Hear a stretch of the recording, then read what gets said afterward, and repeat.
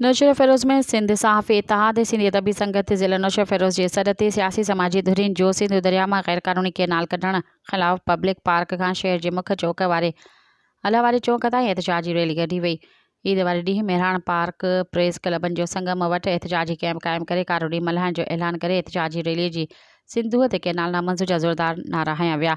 एहतजाजी rally जी अॻवानी अहम Zafar Tagar Younis Rajbhar SCARP employees union अॻवान सागर यूसुफ वंगे जिसका मगवाणा अयाज़ राजभर ऐं ॿिया करे रहिया हुआ। इन मौक़े ते अॻवाननि चयो त पीपल्स पार्टी 8 जुलाई 2024 ते सदर आसिफ अली ज़रदारी मुल्क जे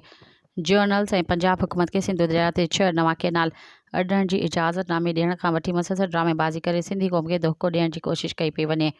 सिंधूअ ते धाड़ो नामंज़ूर साॻिए वक़्त में मुस्लिम लीग नून ऐं पीपल्स पार्टी पंहिंजे कूड़नि विजन मशीनरनि खां वज़ीरनि ऐं मशीरनि खां मुख़्तलिफ़ ड्रामा कराए सिंधी क़ौम सां वेसा घाती करण लाइ कोशिश आहिनि, पर हिननि जी हर चालबाज़ी खे सिंधी क़ौम रद्द करे देसी दलालनि खे सिंधी क़ौम आॾो वाइखो कयो आहे। मुज़ाहिरीन इहो बि ऐलान कयो आहे त ईद वारे ॾींहुं कारो ॾींहुं मल्हाए प्रेस क्लब वटि एहतजाजी कैंप लॻाई वेंदी। सब्सक्राइब कयो अवामी न्यूज़ HD खे ऐं ताज़ा तरीन ख़बरुनि लाइ ॾिसंदा रहो अवामी न्यूज़ HD।